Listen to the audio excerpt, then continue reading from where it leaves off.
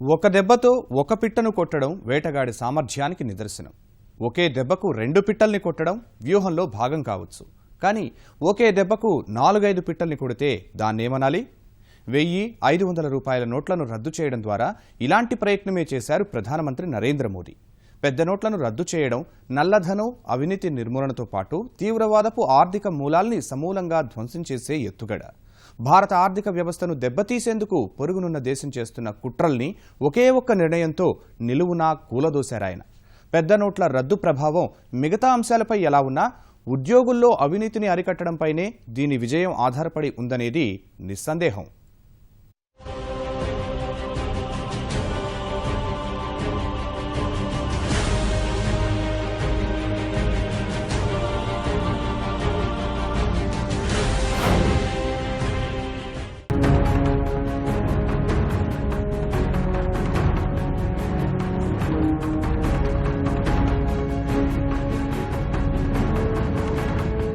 తీవ్రవాదం అంటే ఏంటి? మనుషుల్ని చంపడం మాత్రమేనా? ఐసిస్, అల్ ఖైదా లాంటి సంస్థలది మతోన్మాదమైతే పాకిస్తాన్ కేంద్రంగా సాగుతున్న తీవ్రవాద సంస్థలు, వాటికి ప్రోత్సాహం ఇస్తున్న ఐఎస్ఐ లక్ష్యం భారత ఆర్థిక మూలాల్ని దెబ్బకొట్టడమే. ఆసియాలో శరవేగంగా అభివృద్ధి చెందుతున్న ఆర్థిక వ్యవస్థల్లో అగ్రస్థానంలో ఉంది భారతదేశం. భారత్ ని ఆర్థికంగా దెబ్బతీసేందుకు పాకిస్తాన్ చేయని ప్రయత్నం లేదు.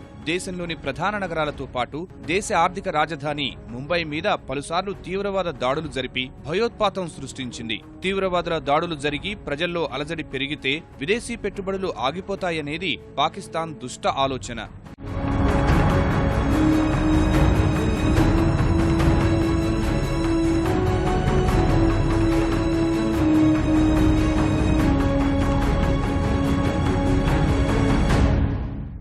ఆర్థికంగా దెబ్బతీసేందుకు తీవ్రవాదుల్ని భారత్లోకి పంపడంతో పాటు పాకిస్తాన్ ఎంచుకున్న మరో మార్గం నకిలీ నోట్ల సరఫరా. దేశ ఆర్థిక వ్యవస్థలోకి భారీగా నకిలీ నోట్లను పంపడం ద్వారా రూపాయి విలువను ప్రభావితం చేయడంతో పాటు వృద్ధి రేటుని దెబ్బకొట్టేలా పథకం సిద్ధం చేసింది పాకిస్తాన్. నకిలీ నోట్లు భారత్లోకి విపరీతంగా పంపిస్తే అది సమాంతర ఆర్థిక వ్యవస్థగా మారి ద్రవ్యోల్బణం పెరుగుతుంది. అన్ని రకాల ధరలు పెరుగుతాయి. దీనివల్ల ప్రజల్లో అలజడి పెరిగి అశాంతి రేగుతుంది. అది శాంతి భద్రతల సమస్యగా మారితే పాకిస్తాన్ లక్ష్యం నెరవేరినట్లే. ఈ కుట్రలో భాగంగానే పాకిస్తాన్తో పాటు జైషే మహమ్మద్, జమాతుద్దవా, లష్కరే తోయిబా లాంటి టెర్రరిస్టు గ్రూపులు నకిలీ కరెన్సీని ఆయుధంగా మార్చుకున్నాయి.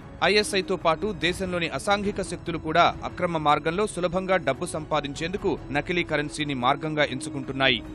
ఏడాది క్రితం కోల్కతాలోని భారత గణాంక సంస్థ లెక్కల ప్రకారం దేశ ఆర్థిక వ్యవస్థలో 400 కోట్లు విలువైన నకిలీ కరెన్సీ చలామణిలో ఉన్నట్లు అంచనా.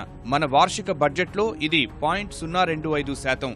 గతేడాది వివిధ దర్యాప్తు సంస్థలు 1,78,022 రూపాయల నోట్లు, 3,05,000 రూపాయల నోట్లు పట్టుకున్నాయి. వీటి విలువ 22 కోట్ల రూపాయలు. అధికారులకు దొరకకుండా చలామణిలో ఉన్న నకిలీ నోట్లు దీనికి 10 రెట్లు ఎక్కువగా ఉండే అవకాశం ఉంది. ప్రతి ఏటా 70 కోట్ల రూపాయల దొంగ నోట్లు భారత ఆర్థిక వ్యవస్థలోకి వస్తున్నట్లు జాతీయ దర్యాప్తు సంస్థ పేర్కొంది. నకిలీ నోట్లు చలామణిలో ఎన్ని ఉన్నా అవి బ్యాంకులోకి వచ్చినప్పుడు మాత్రమే గుర్తించే వీలుంది. నకిలీ నోట్లు ఎక్కువగా పాకిస్తాన్లో ముద్రించి బంగ్లాదేశ్ మీదుగా భారత్లోకి వస్తున్నట్లు అధికారుల పరిశీలనలో తేలింది.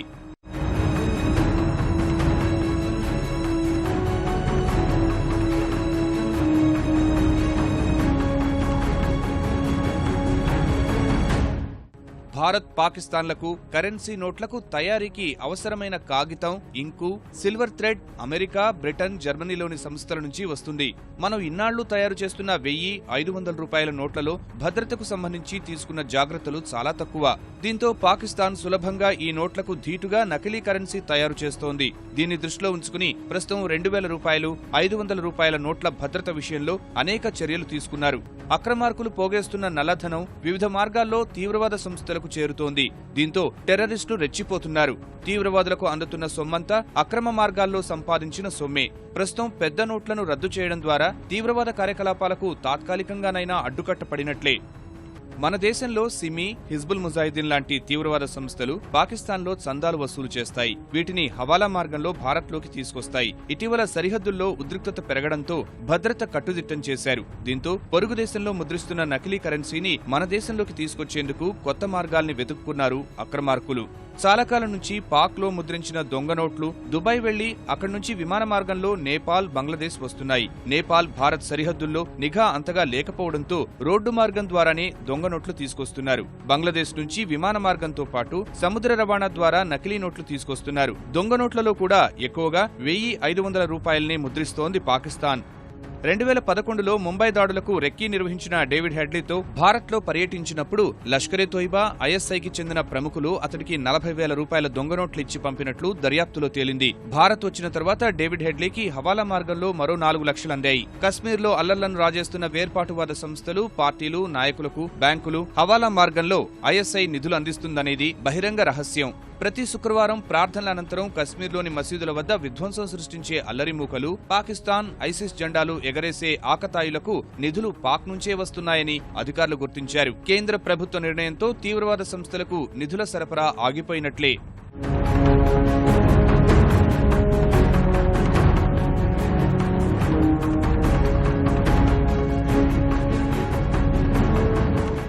తీవ్రవాద సంస్థలు తుపాకులు, బాంబుల తయారీకి అవసరమైన ముడి సరుకుల కొనుగోలుకి ఉపయోగిస్తున్న సొమ్మంతా నల్లధనమే.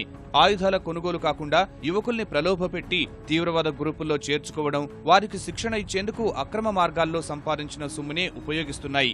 మాదక ద్రవ్యాల రవాణా, యువతుల అక్రమ తరలింపు, స్మగ్లర్లు, మాఫియా, అసాంఘిక కార్యక్రమాలకు పాల్పడే శక్తుల వద్ద ఉండే సొమ్ముకు లెక్కలు లేవు. వీళ్లు ప్రతిరోజు కోట్ల రూపాయల్లో లావాదేవీలు జరుపుతున్నా ఆ సొమ్మంతా ప్రభుత్వ లెక్కల్లోకి రాదు. పెద్ద నోట్లు రద్దు కావడంతో అక్రమార్కుల ఆట కట్టినట్లయింది. వీళ్ల వద్ద ఉన్న కోట్లాది రూపాయలు ప్రస్తుతం చెల్లని చిత్తు కాగితాల్లా మారాయి. ఇటీవలి కాలంలో కరెన్సీ సరఫరా భారీగా పెరిగింది. ఈ ఏడాదిలో మరీ ఎక్కువైంది. ఏప్రిల్ వరకు అందుబాటులో ఉన్న లెక్కల ప్రకారం 16.50 లక్షల కోట్ల రూపాయల విలువైన నగదు చెలామణిలో ఉంది. గతేడాదితో పోలిస్తే ఇది 15% ఎక్కువ. ఇదంతా ఎక్కడి నుంచి వచ్చింది, ఎలా వచ్చిందనే దానిపై అనేక మార్గాల్లో సమాచారం సేకరించిన తరువాత 1500 రూపాయల నోట్లను రద్దు చేయాలని ప్రభుత్వం నిర్ణయం తీసుకున్నట్లు తెలుస్తోంది. నల్లధనాన్ని తెల్లధనంగా మార్చుకునేందుకు బంగారం కొనడం, స్థిరాస్తి రంగంలో పెట్టుబడులు పెట్టడం, ఎన్నికల్లో పోటీ చేస్తున్న నాయకులు, పార్టీలు నల్లధనాన్ని బయటకు తీయడంతో నగదు భారీగా చలామణిలోకి వచ్చినట్లు అంచనా వేస్తున్నారు. ప్రస్తుతం అందుబాటులో ఉన్న కరెన్సీలో 1500 రూపాయల నోట్ల వాటా 80%. దొంగ నోట్లు ముద్రిస్తున్న వాళ్లు కూడా ఈ నోట్లనే ఎంచుకుంటున్నారు. ఇవైతే తేలిగ్గా అధిక మొత్తాన్ని తీసుకెళ్లే అవకాశం ఉండడం, పెద్ద మొత్తంలో జరిగే లావాదేవీలకు ఉపయోగించడం, నకిలీ కరెన్సీని మార్చినందుకు లభించే కమిషన్ కూడా ఎక్కువ మొత్తంలో ఉండడంతో 1500 రూపాయల నోట్ల రూపంలో నకిలీ కరెన్సీ విస్తృతంగా చలామణిలోకి వస్తోంది. కేంద్రం నిర్ణయంతో నకిలీ కరెన్సీ ఆట కట్టినట్లే. ప్రభుత్వ నిర్ణయం వల్ల కొన్ని ఇబ్బందులు ఎదురైనా నకిలీ నోట్లు చలామణికి పూర్తిగా అడ్డుకట్టపడుతుంది. ఇప్పటివరకు ముద్రించిన కోట్లాది దొంగ నోట్లు ఇకపై చిత్తు కాగితాలుగా మారినట్లే. బ్యాంకులో లేదా ఇతర ప్రభుత్వ రంగ ఆర్థిక సంస్థల్లో 50,000 రూపాయలకు పైబడిన లావాదేవీలు జరిపినప్పుడు పాన్ నంబర్ ఇవ్వడాన్ని ప్రభుత్వం తప్పనిసరి చేసింది.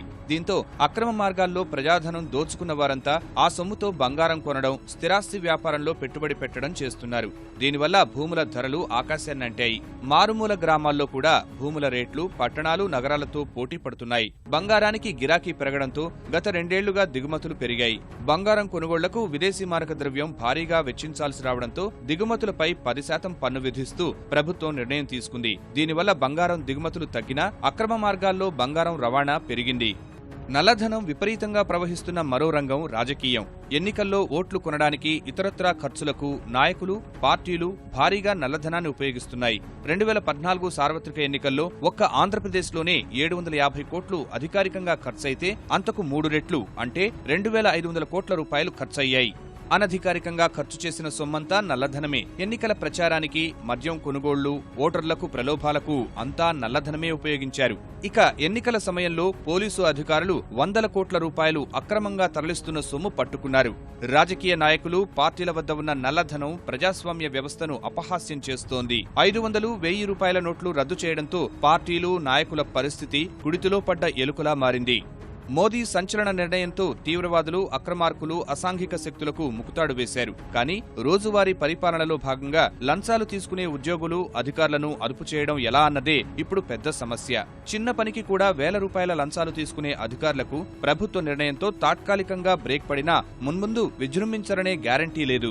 ఉన్నత స్థాయిలో జరుగుతున్న అవినీతి, నల్లధనం, నకిలీ కరెన్సీకి ఏమాత్రం తక్కువగా లేదు. చిన్న స్థాయి గుమాస్తాలే కోట్ల రూపాయల అక్రమ సంపాదన గడిస్తున్న ఉదంతాలను మనమంతా మనమంతా చూస్తూనే ఉన్నాం. ఇలాంటి వారి ఆట కట్టించేందుకు ప్రభుత్వం ఏ నిర్ణయం తీసుకుంటుందా అని ప్రజలు ఎదురుచూస్తున్నారు. ఆదాయాన్ని మించి ఆస్తులు సంపాదించిన వారికి కఠిన శిక్షలు వేయడం, అలాంటి కేసుల్లో నేరం రుజువైన వారి ఆస్తుల్ని జప్తు చేసేలా చట్టం తీసుకొస్తే తప్ప పరిపాలనలో అక్రమాలకు అడ్డుకట్టపడదు.